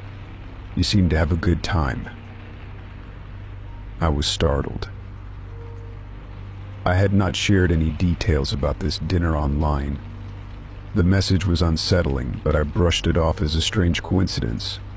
I changed my social media passwords, hoping to ward off any potential intruders. It seemed like a reasonable step, and I hoped that would be the end of it. But the messages kept coming. They grew more specific and intrusive. They started mentioning my daily routines and private interactions that I hadn't posted or shared online. One message read, "I saw you at the coffee shop yesterday. You were reading that new book you love." I hadn't mentioned my coffee shop visit or the book to anyone, let alone online. It felt like someone was watching my every move, and the invasion of privacy was deeply disturbing. The anonymity of the messages made them even more unnerving. The account that sent them had no profile picture, no real information, just a blank slate. I reported the messages to the social media platform, hoping that removing the account would put an end to the intrusion. But despite the reports and password changes, the messages continued. The next set of messages were even more invasive. They detailed conversations I'd had with friends and family, events I had attended, and even private thoughts I had shared in conversations. The sender seemed to know things about me that I hadn't posted or discussed publicly. One message read, "I'm glad you and Lisa were able to resolve that argument. You seemed much happier after your talk." Feeling increasingly vulnerable, I reached out to my close friends and family, asking if anyone had shared personal information about me. No one had. Everyone was puzzled and concerned, but no one had any answers. The messages had reached a new level of psychological intimidation. and my sense of safety was rapidly eroding. I consulted with a cybersecurity expert who examined my devices for any signs of hacking or malware. They found no evidence of a breach, which was both a relief and a source of further anxiety. If my devices weren't compromised, it meant that the stalker had access to my life in ways I couldn't understand. It was a chilling realization. In my growing paranoia, I began to alter my routines and avoid places I frequented. I stopped sharing any details about my life online, hoping to make it harder for the stalker to gather information. Despite these precautions, the messages continued, often referencing recent events I hadn't mentioned anywhere. One particularly disturbing message read, "I noticed you've been avoiding the gym lately. I hope you're okay. Maybe you're just taking a break." I hadn't shared my gym schedule or my reasons for changing it with anyone, let alone online. The level of detail in these messages was suffocating, making me feel trapped in a constant state of surveillance. The anxiety of being watched took a toll on my mental health. I struggled to maintain a semblance of normalcy in my daily life, but the constant fear of being observed was overwhelming. I felt like I was living in a glass box, with every action and thought potentially scrutinized by an unseen observer. The situation escalated when the messages began to include threats. One night I received a message saying, "I know where you live. I'll be watching you." The threat was explicit, and it sent me into a panic. I immediately contacted local law enforcement, providing them with the details of the messages and the anonymous account. They began an investigation but found little to go on. The anonymity of the messages made it challenging to trace the source. Despite the police's efforts and my attempts to safeguard my personal information, the messages persisted. They became more menacing, and the feeling of being stalked became a constant presence in my life. I had installed additional security measures in my home and started to take extra precautions when leaving or arriving. Yet the sense of being constantly watched never faded. As the months passed, the messages gradually stopped. The anonymous account disappeared, and the intrusive communications ceased. I was left with a lingering sense of unease and a heightened awareness of my surroundings. The experience had left a mark on me, and the psychological impact of being observed and threatened took time to overcome. I never discovered who was behind the messages or what their motives were. The anonymity of the stalker added to the sense of dread, leaving me with unanswered questions and a profound sense of vulnerability. The incident had taught me the importance of vigilance and the limits of online privacy, and it served as a stark reminder of the unsettling ways in which technology can be used to invade personal space. The experience had changed me, and though I tried to move on, the feeling of being watched remained a haunting echo in my life. It was a constant reminder of how fragile our sense of security can be, and how the unseen can have a profound impact on our well-being. Story 18. It was a crisp autumn morning when I discovered the first letter in my mailbox. It was an unremarkable envelope yellowed with age and addressed to someone named John Doe. I didn't think much of it at first. After all, mail often ended up in the wrong box by mistake. However, when I noticed that the letter had been placed in my mailbox without any postage or return address, my curiosity was piqued. I opened the envelope and pulled out a single sheet of paper. The letter was written in neat, block letters. As I began to read, a chill ran down my spine. The letter contained a detailed description of my previous day's activities: my morning jog through the park, the coffee shop I visited, and even the brief conversation I had with the barista. The letter concluded with a sentence that left me feeling unsettled. "I hope you enjoyed your day." My initial reaction was confusion. How could someone know so much about my day? I chalked it up to an elaborate prank or a mix-up with someone's personal notes. Still, The letter left me with an uneasy feeling. Over the next week, I received 3 more letters, each more disturbing than the last. One described in vivid detail my evening spent reading a book on my porch. Another letter described my interactions with a delivery person who had come to my house, including specific details about our brief conversation. The latest letter described a private moment in my home, how I had rearranged the furniture, and a comment I had made aloud about wanting to redecorate. Each letter was unsettling, but the feeling of being watched was overwhelming. It was as if someone had been shadowing me, documenting every move I made. I grew increasingly paranoid and began to scrutinize every detail of my daily routine, searching for clues or patterns that might explain the surveillance. Desperate for answers, I contacted the Postal Service. I explained the situation and showed them the letters. Their response was a mix of concern and confusion. They checked their records and assured me that there was no information about who might have sent the letters. They were unable to trace any origins, given the absence of postage and return addresses. The lack of concrete answers left me feeling more vulnerable and anxious.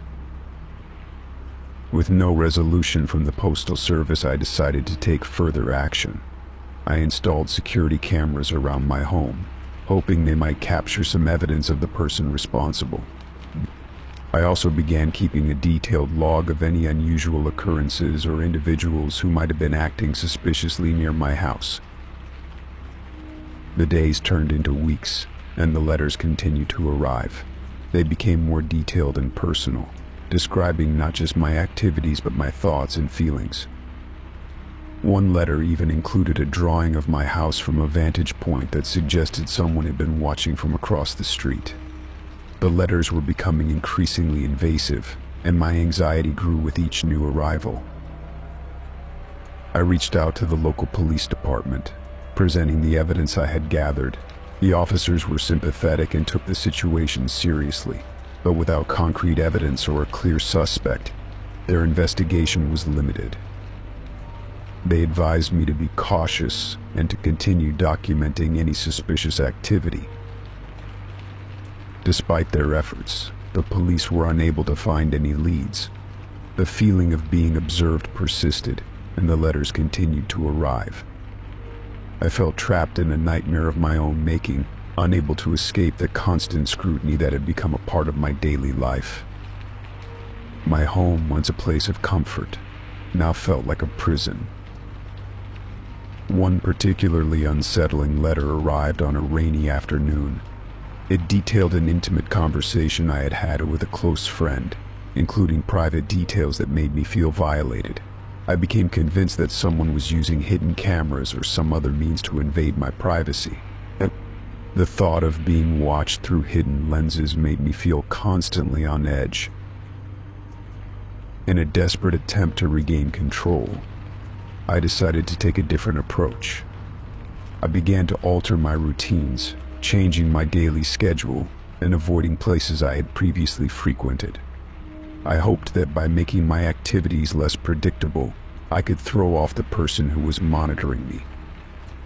I also increased the security measures around my home, installing motion sensor lights and reinforcing my door locks. Despite my efforts, the letters continued to arrive, and the sense of being watched never fully dissipated.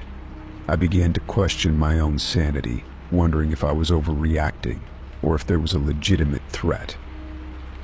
The psychological toll of the situation was immense, and I found it increasingly difficult to relax or feel safe in my own home. Eventually, the letters stopped arriving. The sudden silence was both a relief and a new source of anxiety. I couldn't shake the feeling that the person behind the letters might be watching me, waiting for the right moment to strike again. The sense of being observed had left a lasting impact on my life, making me wary of my surroundings and suspicious of those around me. In the end, the experience taught me a profound lesson about the fragility of personal privacy and the invasive power of unseen observers. The letters, with their detailed descriptions and unsettling insights, had exposed a vulnerability I hadn't fully understood before. Although the physical evidence of the surveillance was gone, the psychological scars remained, a constant reminder of the time when my sense of safety and normalcy was shattered by an unknown, ever-watchful presence. Story 19. It was one of those quiet, still nights when the world seemed to slow down and the only sounds were the hum of my car and the occasional rustle of leaves in the wind. I had been out visiting friends and was heading home well past midnight. The road was deserted, the street lights casting long, eerie shadows on the asphalt. I enjoyed the solitude of late-night drives. It was a time for reflection, a chance to clear my mind after a long day. As I drove through the winding country roads leading to my house, I noticed a pair of headlights in my rearview mirror. At first, I dismissed it as just another car on the road, but as the miles passed and the headlights remained fixed behind me, I started to feel uneasy. I checked the rearview mirror again, and there was the same set of headlights, keeping a steady distance from me, neither gaining nor falling behind. I tried to shake off the growing sense of discomfort. I accelerated slightly, hoping to put some distance between me and the car, but the headlights remained locked onto me. I slowed down, and the car followed suit. A knot tightened in my stomach. The road was deserted, and the only thing that broke the silence was the rhythmic thrum of my tires on the pavement. I made a sharp turn onto a less traveled road, hoping to lose the car in the maze of twisting lanes. But when I glanced in the rearview mirror, the headlights were still there, seemingly undeterred by the detour. My heart raced, and I could feel the sweat forming on the back of my neck. I had heard stories about people being followed,